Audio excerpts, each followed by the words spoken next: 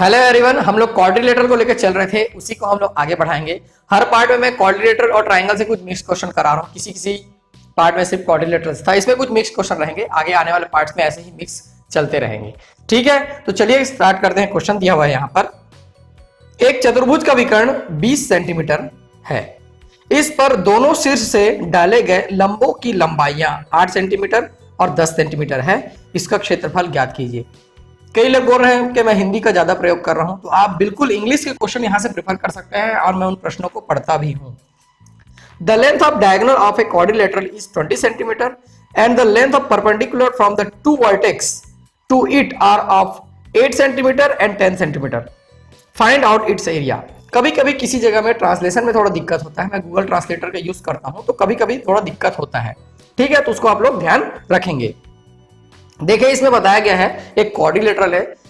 कैसा क्वाड्रिलेटरल है इसमें टाइप नहीं बताया गया है, लेकिन एक बताया गया है कि उसमें एक डायगोनल है और वहां से दो वर्टेक्स से क्या खींचे गए हैं, परपेंडिकुलर खींचे गए हैं। ठीक है, तो मैं वैसे ही बनाने की कोशिश करता हूं जैसे कि मैं अपने नोट में बनाया हुआ हूं। देखो, ये हो सकता है किसी ट्रायंगल, ऐसा कर लेते हैं। ठीक है ना, ये किसी टाइप का नहीं दिख रहा है, यहां से आड़ा तिरछा है ये। ठीक है, ये ABCD में दिया है, यहां से ABCD मैं भी दे देता हूं ऐसा करके, और यहां पे एक क्या खींचा गया है, वो डायगोनल ड्रॉ किया गया है AC। ये एक डायगोनल हो गया। ठीक है, इस डायगोनल की लंबाई दिया गया है 20 सेंटीमीटर, इसका दिया हुआ है। ये कितना दिया हुआ है, 20 सेंटीमीटर। और दिया हुआ है दोनों वर्टेक्स से क्या ड्रॉ कर रहे हैं, परपेंडिकुलर ड्रॉ कर रहे हैं। ये देखो, यहां से मैं परपेंडिकुलर ड्रॉ कर रहा हूं। सॉरी, ये तो पूरा तिरछा हो गया, तो परपेंडिकुलर बिल्कुल नहीं होगा, है ना। यहां से ऐसा, ये 90 डिग्री। ठीक, आप भी सही से ड्रॉ कर लेंगे, होता है। और यहां से ऐसा, ये दो परपेंडिकुलर ड्रॉ कर रहे हैं। ठीक है, ये एक और ये दो। इनका लेंथ दिया गया है कितना कितना, 8 एंड 10। ये लंबा वाला को मैं 10 ले लूं, 10 सेंटीमीटर, ये 8 सेंटीमीटर। ये क्वेश्चन में दिया हुआ है, इसका हमको एरिया निकालना है। इसका क्या निकालना है, हमको एरिया निकालना है। ठीक है, तो इस स्थिति में देखो, ये ऊपर वाला हिस्सा देखो, ये वाला हिस्सा ये ट्रायंगल जैसा दिख रहा है, और नीचे वाला हिस्सा भी एक ट्रायंगल जैसा दिख रहा है। ऊपर वाला ट्रायंगल और नीचे वाला ट्रायंगल को जोड़ लेंगे तो क्या हो जाएगा, क्वाड्रिलेटरल हो जाएगा। तो ठीक है, इसका एरिया कैसे निकालेंगे, इसका एरिया हो जाएगा 1/2। ये बेस हो जाएगा, ऊपर वाला ट्रायंगल में देखो ये बेस हो जाएगा, AC ये बेस हो जाएगा, इंटू हाइट क्या हो जाएगा, ये 10 जो लिखा हुआ है। ठीक है, ये हाइट ऐसा रख लेते हैं अभी। ठीक है, H1 ले ले क्या, ठीक है, क्योंकि यहां पे H2 चेंज हो जाएगा। वैसे ही ये 1/2, ठीक है, इंटू ये फिर AC आएगा, इंटू ये वाला जो हिस्सा है H2, ये हाइट 2। ठीक है, ये ऊपर वाला ट्रायंगल में, नीचे वाला ट्रायंगल, दोनों ट्रायंगल को ऐड कर लेंगे तो क्या बन जाएगा, वो क्वाड्रिलेटरल बन जाएगा। ठीक है, अभी देखो, ये 1/2 इंटू AC है, AC का वैल्यू कितना दिया है, 20। ये दोनों में है, मैं कॉमन निकाल लिया। अंदर में H1 प्लस H2 बच जाएगा। H1 कितना है, 10, H2 कितना है, 8। ये अंदर में बच जाएगा।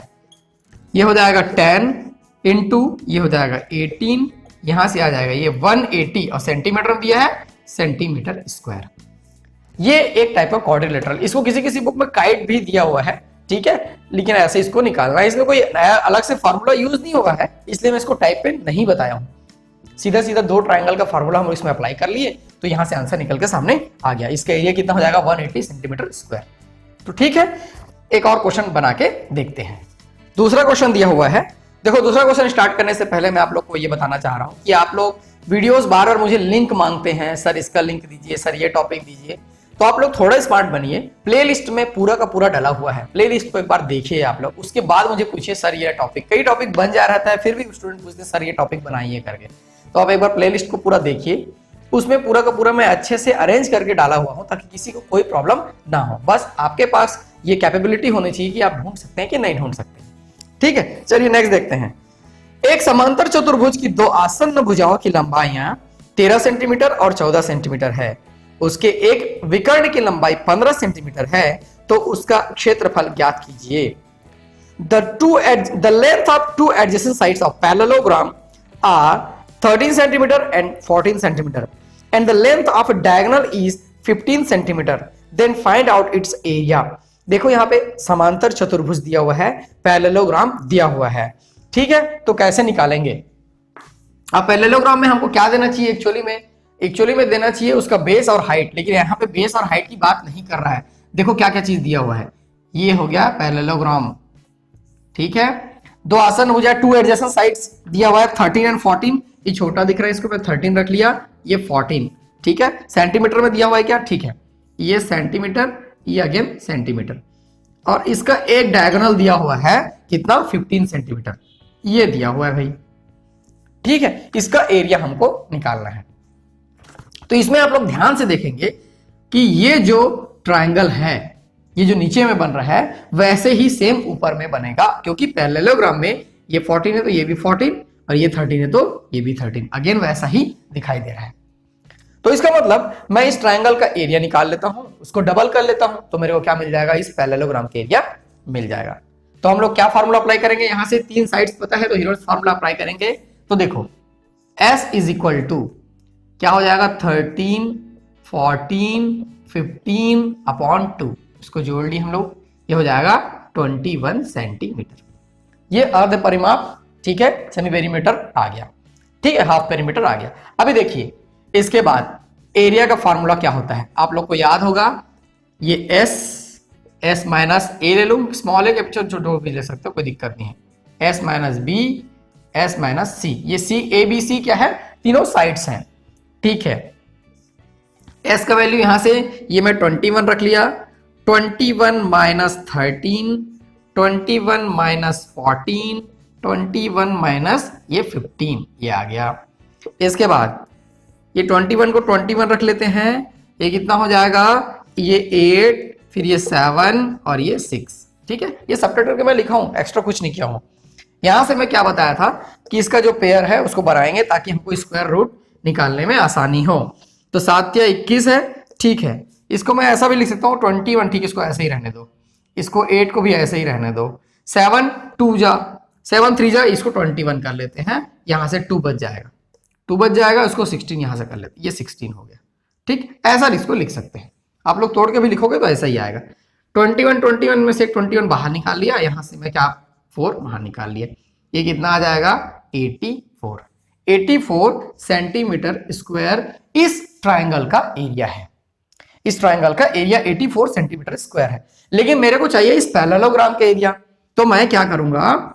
84 इंटू 2, 84 इंटू 2 क्यों करूंगा? क्योंकि ये डबल है, ये हो जाएगा कितना हो जाएगा यहां से? ये 8 और ये 16, 168 centimetre square will be our answer for this parallelogram, ठीक है। क्या हो जाएगा इसका एरिया? 168 centimetre square. तो इसको ऐसे ही बनाना है। देखो कभी कभी होता है हम पैरेललोग्राम में तो हमको ये चाहिए, बेस चाहिए, हाइट चाहिए, नहीं दिया है फार्मूला में तो कोई लोग छोड़ देंगे तो नहीं दिया है करके, लेकिन उसको दूसरे तरीके से भी निकाल सकते हैं। तो ये इस टाइप के क्वेश्चन में से एक था।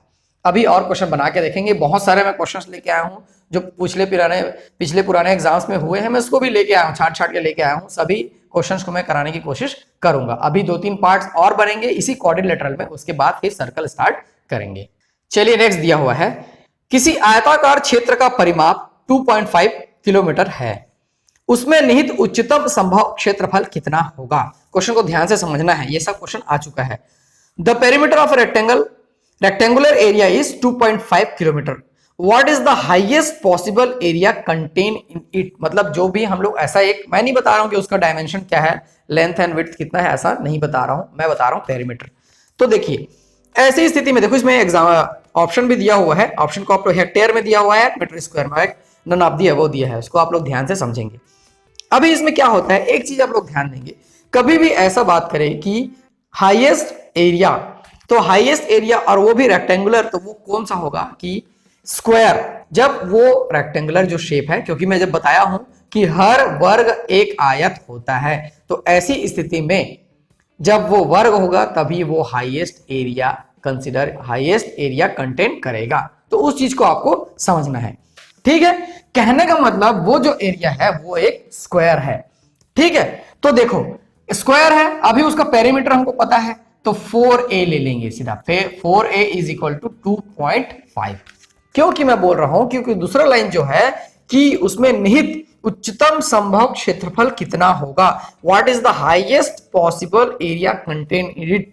इसका मतलब वो एक स्क्वायर है, वो एक क्या है, वर्ग है। इस चीज को ध्यान देना है। हमने वर्ग का फार्मूला क्यों ले लिया सर, अब यहाँ पे तो आयताकार लिखा है, वर्ग का फार्मूला क्यों ले रहे हैं आप, तो उसका रीजन आपको अभी अब समझ में आ गया होगा। ठीक है, तो यहां से ये किलोमीटर है, ये किलोमीटर में लिख लिया। 4a इज इक्वल टू, इसको मैं मीटर में चेंज कर लूं क्या, ये मीटर हो गया। a इज इक्वल टू आ गया 625 मीटर। ठीक है, ये मीटर आ गया। अभी हम लोग को देखो किसी भी फॉर्मूले में, किसी भी ऑप्शन में ये मैच नहीं खा रहा, क्योंकि हमको क्या पूछा हुआ है, एरिया। एरिया ए स्क्वायर, ये 625 इंटू 625, ये हम लोग ऐसा कर लेंगे, और ये मल्टीप्लीकेशन आप लोग कर लेंगे। मैं करके रखा हुआ हूं यहाँ पे 390625, 390625 मीटर स्क्वायर, ये हमारा आंसर हो जाएगा। लेकिन अभी भी ऑप्शन में ये दिखाई नहीं दे रहा है। ठीक है, ऑप्शन में इससे मिलता जुलता एक दिखाई दे रहा है, ऑप्शन बी, जो कि हेक्टेयर में है। इसको हेक्टेयर में कन्वर्ट करने के लिए हम लोग 10,000 से इसको डिवाइड कर लेंगे, तो ये आएगा 39.0625 हेक्टेयर। ठीक है, ये हमारा आंसर हो जाएगा। तो इस क्वेश्चन में समझने लायक बात यह था कि हाईएस्ट पॉसिबल एरिया कब होगा, जब वो क्या होगा, एक स्क्वायर होगा। इस चीज को आपको ध्यान से समझना है, ये क्वेश्चन आ चुका है एग्जाम में। ठीक है, नेक्स्ट देखते हैं। किसी वर्ग का परिमाप 36 सेंटीमीटर है और किसी आयत की चौड़ाई 7 सेंटीमीटर है। यदि वर्ग और आयत के परिमाप बराबर हो तो आयत का क्षेत्रफल क्या होगा, आपको बताना है। The perimeter of a square is 36 centimeter and the width of the rectangle is 7 centimeter. If the perimeter of the square and the rectangle is equal, so what will be the area of the rectangle? इस चीज को आपको समझना है। किसका perimeter, square का और rectangle का बराबर है। स्क्वायर का पेरीमीटर कितना दिया हुआ है यहाँ पे 36, ये तो दिया हुआ है, देखो क्वेश्चन में वर्ग का परिमाप दिया हुआ है। अभी हम लोग रेक्टेंगल वाला फॉर्मूला रख देते हैं, 2l + b। किसी ने कहा था कि मैं बहुत फास्ट कर रहा हूं, बिल्कुल ऐसा नहीं है, मैं बिल्कुल फास्ट नहीं कर रहा हूं। आप मेरे कैलकुलेशन को फॉलो करेंगे तो बिल्कुल फास्ट लगेगा। मैं मेथड को समझाते वक्त बहुत धीरे रहता हूं। ठीक है, अभी देखिए ये ऐसा आ गया, l + b = आ गया 18। अब 18 कहां से आया, इसको मैं 2 से क्या किया हूं, मैं डिवाइड किया हूं। अभी देखो इसमें से एक दिया हुआ है, उसका विड्थ दिया है 7 सेंटीमीटर। इसके जगह मैं 7 रख लूं, l + 7 = 18, तो L विल भी यहां पे क्या आ जाएगा 11 सेंटीमीटर। सब सेंटीमीटर में है। ठीक है, अभी क्या पूछा हुआ आगे, आयत का क्षेत्रफल क्या होगा। आयत का क्षेत्रफल क्या होता है, एरिया क्या होता है, L × B। L × B होता है, L कितना है 11, यहां से B कितना है 7, ये आ गया 77 सेंटीमीटर स्क्वायर, इसका आंसर हो जाएगा। ठीक है, तो इसमें कोई बात नहीं है, बात तो यहां समझना है कि कैसे उसको फॉर्मूला हमको एडजस्ट करना है।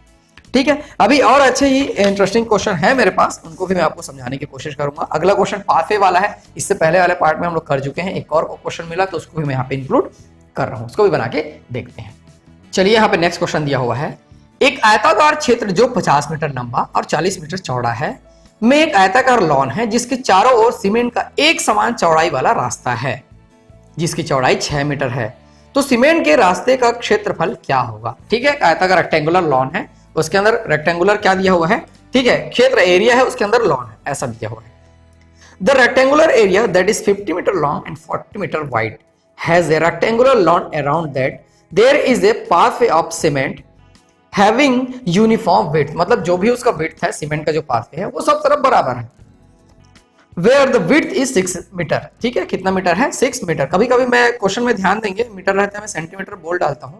ठीक है, उसको मैं सही करने की कोशिश करता हूं, लेकिन हो जाता है, तो उसको आप लोग मेंशन नहीं करेंगे, ध्यान से रखेंगे।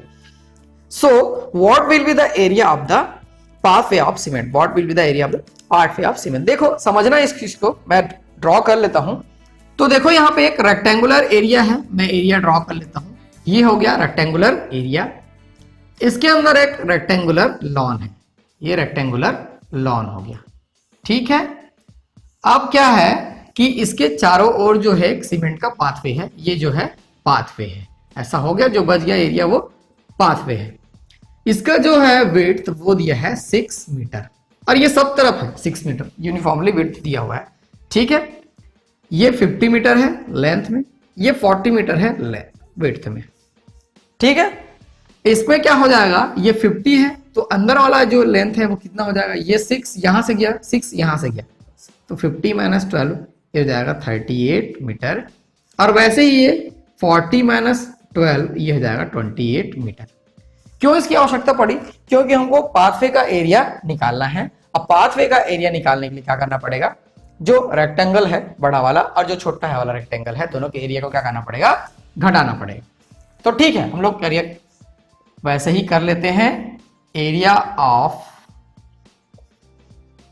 Pathway a is equal to 50 into 40 minus ये कितना हो जाएगा 38 इंटू 28। ठीक है, ये कितना हो जाएगा 5 24 ये 2000 आ जाएगा। और इसको मैं पहले से रखा हुआ हूं यहां पे लिख के 1064। इसको मल्टीप्लाई कर लेंगे आप, मैं मल्टीप्लाई करने जाऊंगा तो फालतू लेंथ बढ़ेगा वीडियो का। ठीक है, अभी देखिए ये ऐसा आ गया, ये किस में आएगा हमारा मीटर स्क्वायर में, मीटर स्क्वायर में इसका आंसर आ जाएगा, ये हो जाएगा 936 मीटर स्क्वायर, ये हमारा आंसर हो जाएगा। ठीक है, इसमें ऑप्शन दिया हुआ है क्या, ठीक है इसमें ऑप्शन नहीं दिया हुआ है, इस क्वेश्चन को ऐसे बनाना है। तो समझना है, इस प्रकार का क्वेश्चन तो मैं पहले पार्ट में बहुत सारे बता चुका हूं, वैसे ही इसको बनाना है, क्योंकि नया क्वेश्चन मिला तो मैं आपको ये बता दिया। अभी एक दूसरा क्वेश्चन बना के देखते हैं। देखो क्वेश्चन दिया हुआ है, राम के पास एक आयताकार प्लॉट है जिसमें 300 मीटर लंबे तार से घेरा गया, जिसको 300 मीटर लंबे तार से घेरा गया है। यदि लंबाई चौड़ाई से दोगुनी है तो प्लॉट की लंबाई एवं चौड़ाई ज्ञात कीजिए।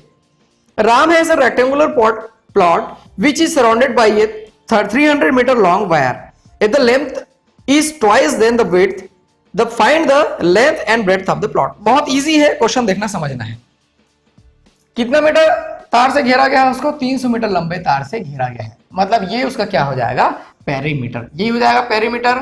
ठीक है, डायरेक्ट पेरीमीटर है ऐसा नहीं बोल रहा है वो, क्या होता है रेक्टेंगल का पेरीमीटर 2l + b, ये हो जाता है। अभी क्या बोला हुआ है नेक्स्ट स्टेप में, ध्यान से सुनेंगे, कि लंबाई चौड़ाई से दोगुनी है, length is twice than the width, width है ये, उसका क्या है डबल क्या है लेंथ है, ये इसको मैं 2b लिख सकता हूं, क्या है 2b, और ये b का b, l की जगह में क्या लिख लिया 2b, अकॉर्डिंग टू क्वेश्चन ही लिखा हूं, अपने मन से नहीं लिखा हूं।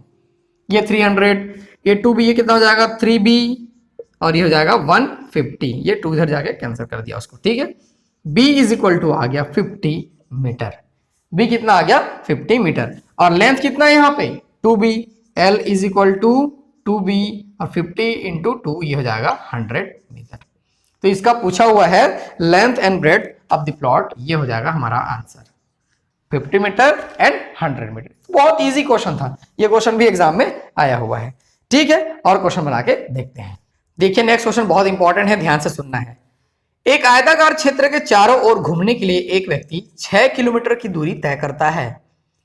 यदि क्षेत्र का क्षेत्रफल 2 वर्ग किलोमीटर है तो उसकी लंबाई और चौड़ाई का अंतर क्या है, इसमें ऑप्शन भी दिया हुआ है। To walk 4 sides of a rectangular area a man covers a distance of 6 kilometer. If the area of this place is 2 kilometer square, then find the difference between the length and breadth. तो समझना है इस question को, बहुत easy तरीके से हम लोग सॉल्व करेंगे, थोड़ा सा बस आपको लॉजिक लगाना है। पेरीमीटर यहां पे दिया हुआ है, पेरीमीटर का फॉर्मूला क्या होता है 2l + b, यही फॉर्मूला होता है। ठीक है, मैं l + b की जगह क्या a और b ले लेता हूं इसको। ठीक है, मैं इसको a ले लेता हूं, उसको b ले लेता हूं, क्योंकि फॉर्मूला उसको रखने में आसानी होगी मुझे। ठीक है, ये दिया हुआ है 6, क्योंकि 6 किलोमीटर चलना पड़ता है, तो यहां से a + b क्या आ जाएगा 3, इसको मैं डिवाइड कर लिया, कितना आ गया 3 आ गया। अभी बोल रहा है एरिया भी दिया हुआ है इसका 2 स्क्वायर किलोमीटर, ये तो पहला चीज आ गया। दूसरा एरिया a × b हो जाएगा, यहां से ये 2 दिया हुआ है, स्क्वायर किलोमीटर को छोड़ दो अभी। ठीक है, ये ऐसा, ये 2 चीज दिया हुआ है। हमको निकालना क्या है a - b, ये हमको निकालना है। तो ठीक है, कैसे निकालेंगे देखिए ध्यान से, क्या करेंगे हम लोग फॉर्मूला यूज करेंगे a - b होल स्क्वायर का। ठीक है, तभी जाके ये चीज हमको मिलेगा। तो ये क्या होता है a² + b² - 2ab, ये होता है इसका फॉर्मूला।